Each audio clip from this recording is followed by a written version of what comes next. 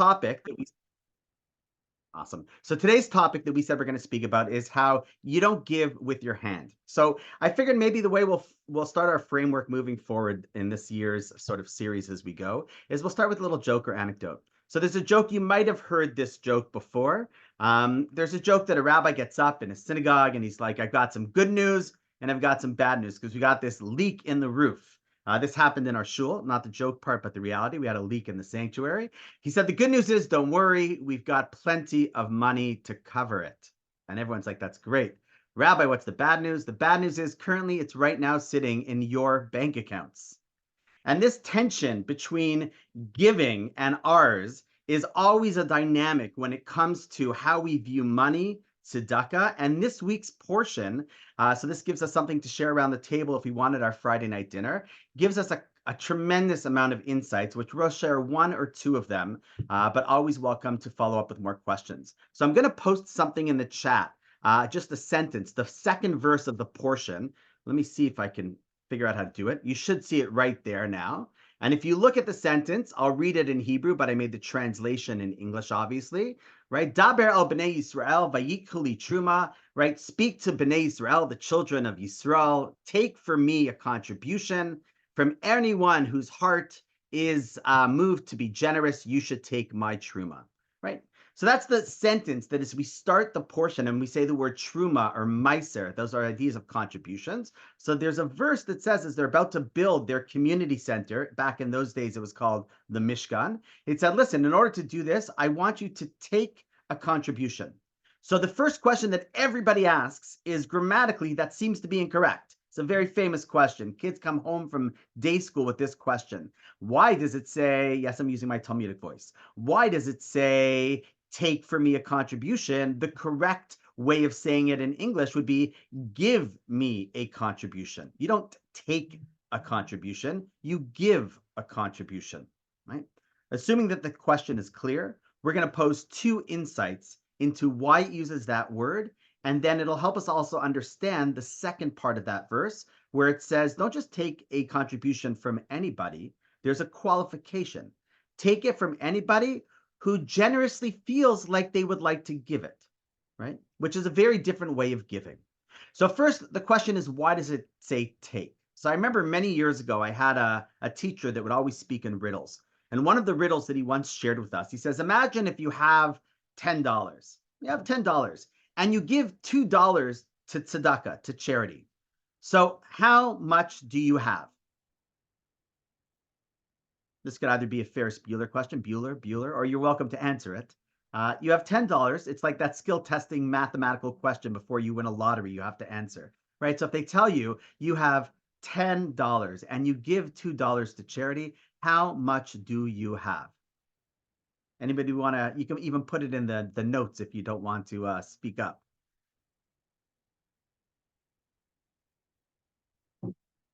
So in class, this is a little bit one way. Feel free to throw in. In class, somebody raised their hand and says, well, you have $8 left. He's like, you're wrong. You don't. So somebody's like, well, you have, $10 still because there's still $10 in the world. He says, no. He says, how much do you have? So he said, you have $2. And we're like, what do you mean? You just said we had $10. We gave $2 to tzedakah. How much do we have? No, we don't have $2. He says, no, all you have is the $2. Meaning that in life, when there's an opportunity to give, the reality is, as we all know, we don't take anything with us. We are custodians, stewards of finances in this world, but we know that, please God, only after 120, none of that comes with us, zero.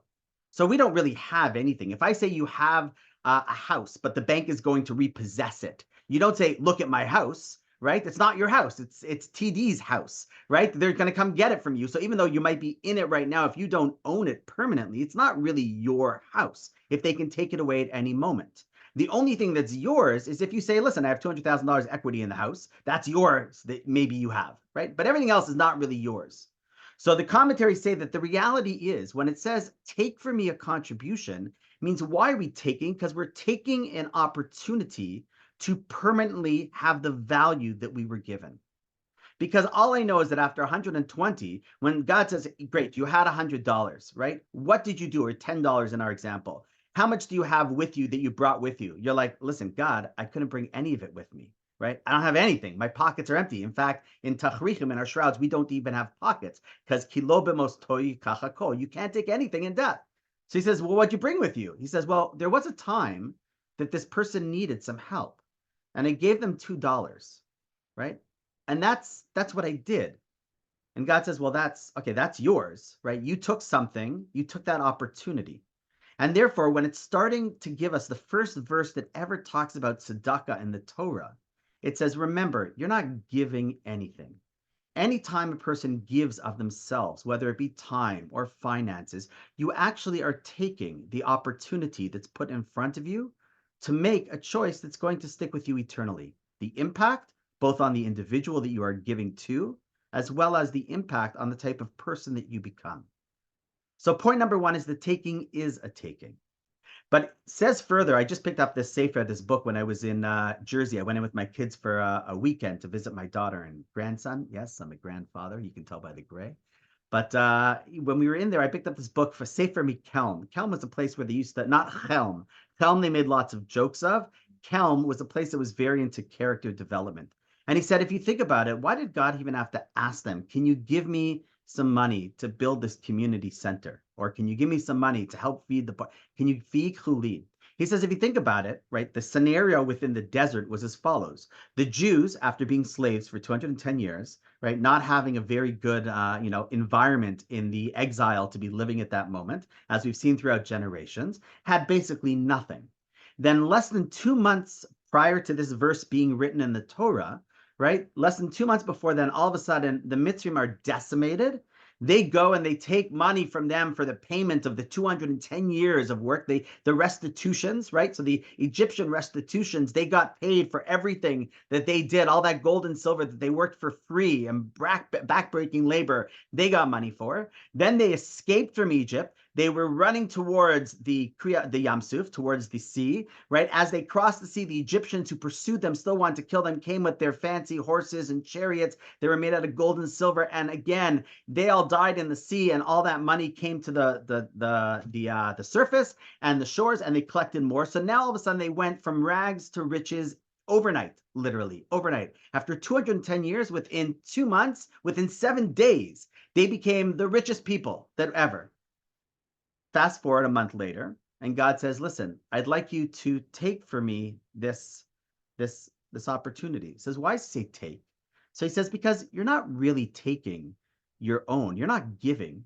You're taking from that which you were given. It means it's amazing how quickly the Jewish people forgot, wait, you had nothing. Right? You came to a country with zero, and you were blessed to be able to be so prosperous and have so much. He said, and we ultimately say, although it says it in the American dollar, not in the Canadian dollar, in God we trust, but God was so good to us after we got out of Egypt and gave us everything that we needed. And he said, by the way, can you spare, 10%? To give back because we're going to build something together. It's going to take care of our spiritual, physical, emotional needs. We're going to make sure everyone's taken care of. Do you mind taking? What are you taking from? He says, you're taking from my stuff. You're just my, for lack of better term, you're my fund manager, right? I'm going to deposit all of this money into your account. And yes, you've got to live. You've got to take care of yourself. You should have a good life, but you should know that part of that role is to be able to give to the others who need. You see this verse actually in last week's portion where it says, "Im kesef tilves ha'ami." If you want to go ahead and lend and loan people some money to help them out, es ha'ani imach, right? It says the poor person with you. So it's a weird language. So they explain on that sentence, what it actually means is es ha'ani, that which belongs to the poor person, right? Because God says I have to feed everybody. That money that belongs to the poor person, imach, I deposited it with you. Can you do me a favor? I gave you extra, not because you're supposed to have it. It's not yours. I just need someone to make sure that you can give it over to the people that I need to get it to that couldn't have that. But unfortunately, somewhere along the way, we forget that we're fund managers, and rather we see it as we're the owners of the fund itself. And therefore, the whole framing at the end of the sentence says, take that contribution from people who give with their free heart. When is it hard to give something? When you feel that it's yours, like a kid, it makes sense. It's hard for them to share. This is mine, right? When you feel something is mine, it's a great act when a person says, even though it's mine, I'm going to give it to you. It's hard, but I'll do it. When a person feels, wait, that's not mine. When my kid realizes, wait, I bought it all for you guys, right? It's not like, oh, why do I have to share this toy? It's my toy. I'm like, actually, I'll show you the credit card bill. As far as I know, it's mine. You didn't pay for that. So all of a sudden it changes the dynamic. It's not like a kid, like Shifra, you got to share it with Tamima, right? It's because I'm the one that's sitting there and saying, I bought it for the family. I just happen to get it for you right now, but I'd like you to share it with others as well. And therefore, this whole strategy changes the way that we give. Yidvenu libo means if I have to pull it out from you, it means you're not the type of person that understands the value of it. And in truth, I don't want that money. I want people who understand the program of what it's about, build that type of character. If I just recently, before I went on to this Zoom, I checked just for fun what the Bill Gates Foundation is. I'm curious how much money was in the Bill Gates Foundation. So apparently in the year 2022, there was $67.3 billion in his foundation. So let's say you were working as the chairman of that foundation, the head of distribution. And what would happen? Obviously, first of all, you would have to go ahead and take a salary, right? And you'd probably get a good salary. If you're working for a $67 billion fund, you're probably going to be making a good living. But the goal of managing that fund is saying, great, make a good living, right? Take your vacations, enjoy, but realize I'm investing and trusting you with all of these funds. Let's do some really good stuff for the world together, right? It's not yours, right? But I'm entrusting you with this tremendous opportunity to use all of that which I have to both take care of you and your family in good health and with good needs. And then together, let's do some great stuff. So in reality, what this pasuk is telling us is that we're nothing short of God's fund managers in this world. And he says, listen, have a good life. Take care of your family. I created this beautiful world. I'd love you to see it and experience it, enjoy that. But at the same time, I want to work together with you. Can you take something out of what I've deposited with you? And let's together in good heart realize this is where it has to go. And therefore, I thought with the joke that we started, I was thinking about that, and maybe we can alter the joke. Maybe that perspective of the joke is a little bit off, where it says, the good news is I have the money. The bad news is it's in your pocket. Maybe really what that should say is, listen, I've got some bad news. The bad news is, right, there's a leak in the roof. The bad news is there's some needs in the community. The bad news is there's some people who don't have food. The good news is we've got the money. We just have to go ahead and share it with others as well. And I think that's what the essence of the beginning of this week's Parsha is. Right after we receive the Torah, God says, you're on board. You're saying, what can I do? God says, be my partner. I've given you so much. Let's work together to go ahead and do a lot of good in this world. And with that, it is 9:45. We'll close the recording. If anyone has any questions, let me know. I'm working on being not so Jewish with my time, but a lot more succinct with my time. And I thank everyone for joining. We'll share out the recording. You're welcome to share with others.